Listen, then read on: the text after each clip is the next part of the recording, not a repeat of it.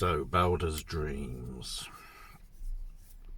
Just gotta go through some thoughts regarding it. The first thing to state is it's not a part of the Codex Regius, which is considered the main source for the Poetic Edda.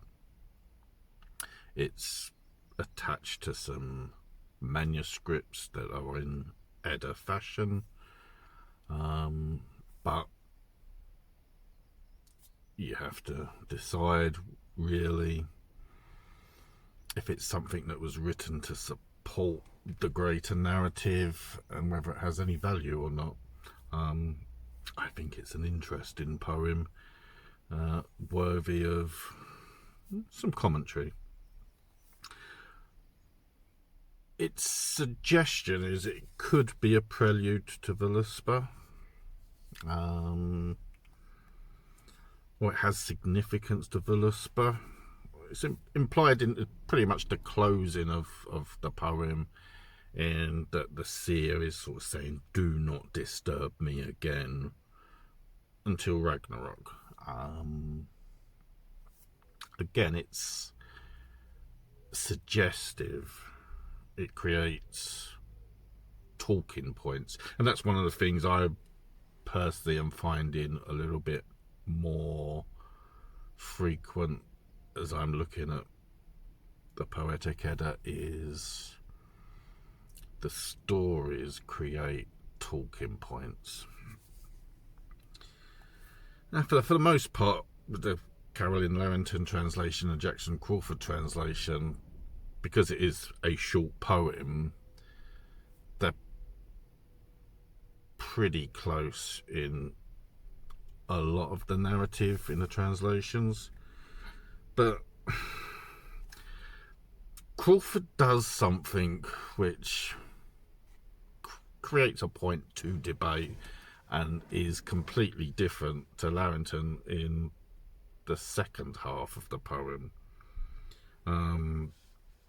Because really, Crawford has Odin give away his identity to the seer.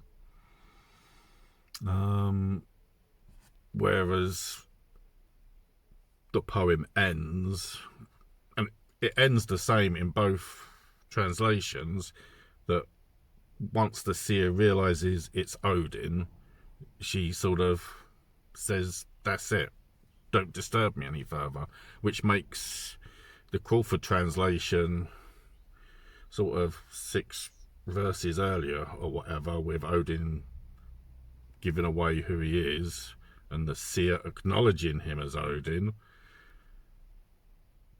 doesn't make any sense.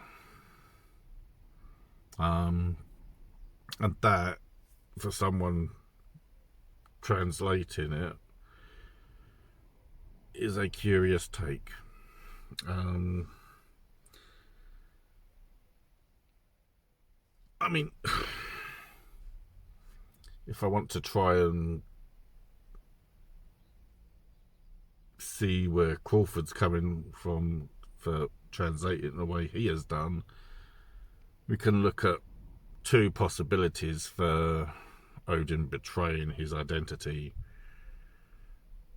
as he does in the Crawford translation, being that perhaps he's overconfident and being careless, which I find difficult to believe and give credibility to. Or alternatively, the seer is disorientated and doesn't really concentrate and focus enough to sort of realize that she's speaking to Odin, even though she acknowledges Odin, until getting to the end of the poem. She's sort of recovered from being raised from the dead to speak to someone, is answering the questions being asked of her, but even though Odin reveals who he is, perhaps not on purpose, and she acknowledges that she recognizes him as Odin, she hasn't got any focus until the end of the poem, and suddenly goes, oh, you are Odin, that's it, end of, poem ends. This issue really, I think, significantly changes the narrative, and just shows how different Crawford has made Baldr's dreams different to what Larrington has, Carolyn Larrington. And I can't help but feel, again, that the Larrington translation is far more trustful in and truthful in its translation than Crawford and his eloquent way of translating.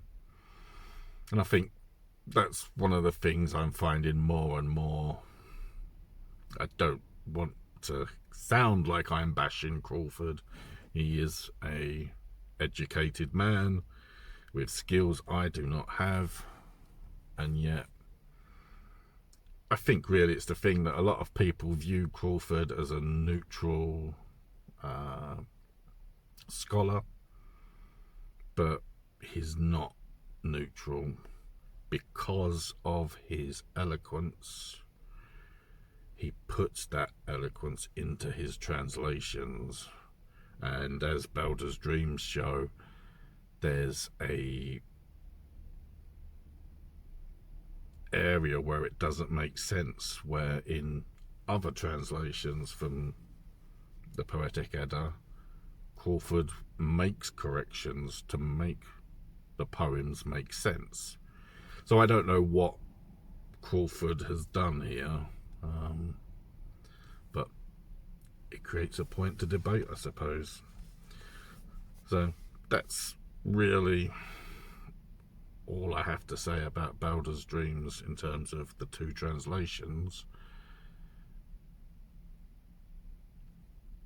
I think it's quite an interesting little poem. How relevant it is something else to be explored, and I probably will do at some point. Mainly I just wanted to sort of get the two translations onto YouTube, and to make this video to have a little chat about it without sounding too much like an anti-Crawford hate club, because I'm not. Anyway, I don't have much else to say. That's about it, and I hope you enjoyed this content, and you consider subscribing and watching some of the other stuff I am doing on my journey. Thank you very much. Cheers. Goodbye.